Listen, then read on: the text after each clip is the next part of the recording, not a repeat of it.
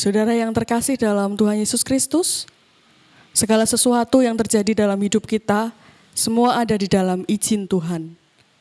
Termasuk untuk kondisi sekarang yang kita alami dan dunia alami, juga berada di dalam kedaulatan dan izin Tuhan.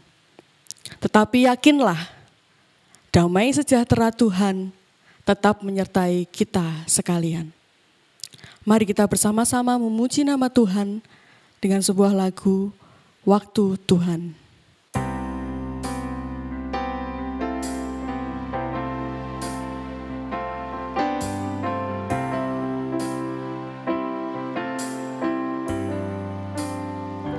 Bila kau izinkan sesuatu terjadi,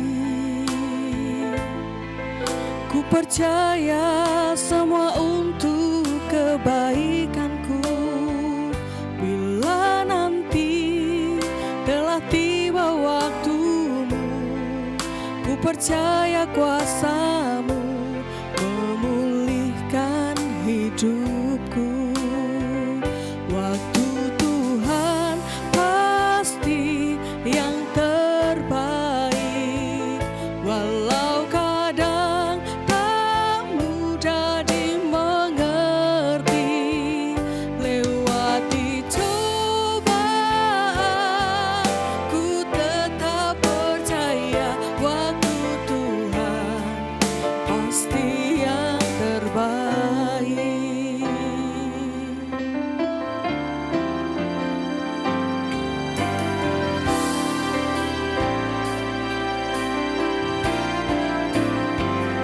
Bila kau izinkan sesuatu terjadi,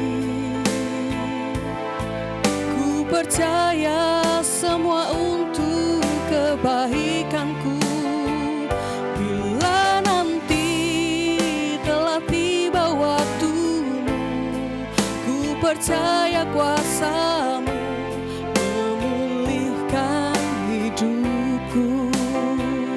Waktu Tuhan pasti yang terbaik, walau kadang tak mudah dimengerti.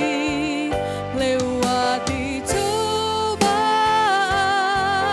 ku tetap percaya waktu Tuhan pasti yang terbaik. Waktu Tuhan pasti yang terbaik, walau kadang tak mudah dimengerti. Lewati cobaan, ku tetap percaya waktu Tuhan pasti yang terbaik.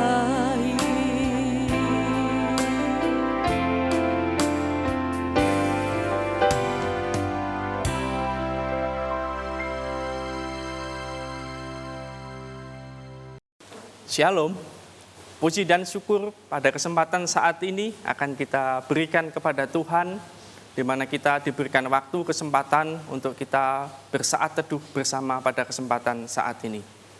Bagaimana kabarnya saudaraku yang terkasih? Sehat, sukacita, damai sejahtera, tetap senantiasa melingkupi kehidupan kita semuanya. Sebelum kita mendengarkan firman Tuhan, marilah pada kesempatan saat ini kita akan datang kepada Tuhan. Kita akan memberikan hidup kita sepenuhnya, hati kita. Kita akan datang kepada Tuhan di dalam doa. Kasih setiamu begitu nyata Tuhan di dalam kehidupan kami. Engkau selalu memberikan apa yang terbaik di dalam hidup kami. Dan pada kesempatan saat ini pun, Engkau juga memberikan kesempatan kepada kami untuk kami duduk diam di hadirat-Mu, untuk kami pada kesempatan saat ini mendengarkan firman-Mu. Untuk itu Tuhan, bersabdalah, kami siap untuk mendengarkan. Dan juga untuk hamba-Mu yang akan menyampaikan kebenaran firman-Mu. Engkau yang akan memberikan kekuatan, Engkau yang akan memberikan kesehatan. Sehingga firman Tuhan yang disampaikan hanya berasal dari Engkau saja. Terima kasih Tuhan, kami serahkan hidup kami, sepenuhnya hanya ke dalam cinta kasih-Mu. Bersabdalah Tuhan, kami siap untuk mendengarkan. Amin. Saudaraku yang terkasih di dalam nama Tuhan Yesus Kristus, firman Tuhan diambil dari Yohanes 14, ayat 27 sampai dengan 31a. Demikian bunyi firman Tuhan. Damai sejahtera ku tinggalkan bagimu, damai sejahtera ku berikan kepadamu. Dan apa yang kuberikan tidak seperti yang diberikan oleh dunia kepadamu. Janganlah gelisah dan gentar hatimu. Kamu telah mendengar bahwa aku telah berkata kepadamu, aku pergi, tetapi aku datang kembali kepadamu. Sekiranya kamu mengasihi aku, kamu tentu akan bersuka cita karena aku pergi kepada Bapa-Ku. Sebab Bapa lebih besar daripada aku.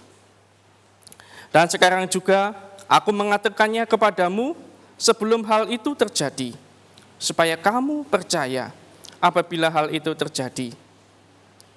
Tidak banyak lagi aku berkata-kata dengan kamu, sebab penguasa dunia ini datang dan ia tidak berkuasa sedikit pun atas diriku.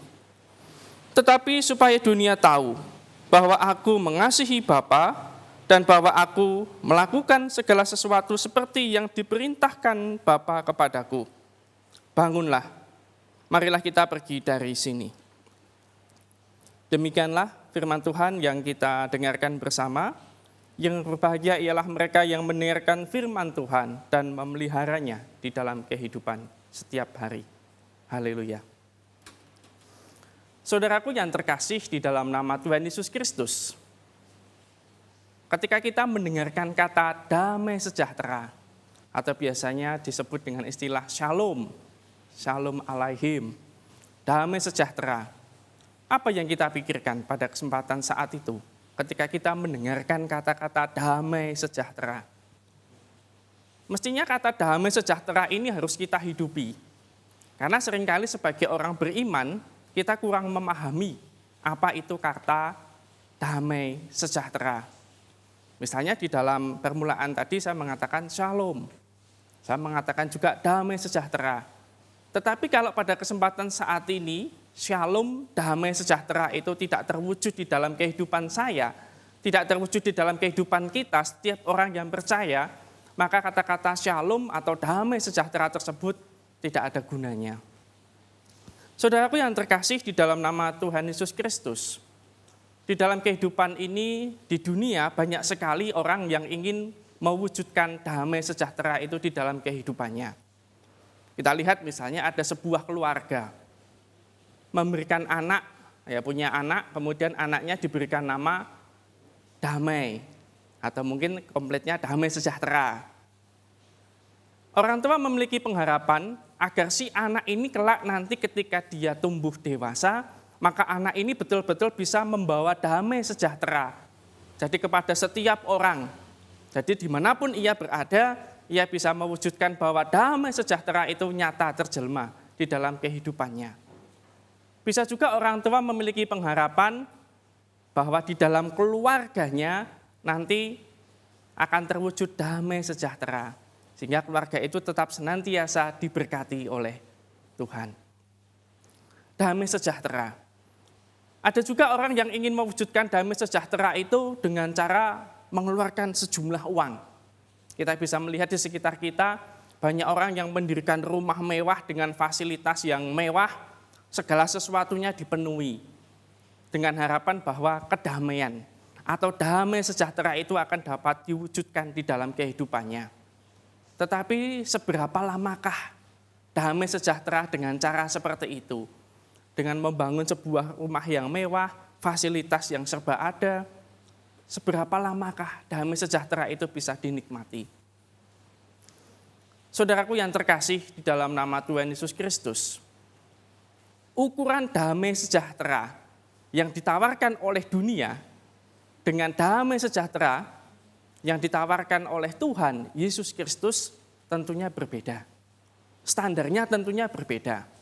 Nah, sebagai manusia kadangkala kita kan berusaha untuk mewujudkan damai sejahtera itu menurut pemikiran kita. Sehingga apa yang kita dapatkan, capek, lelah, gelo, kecewa.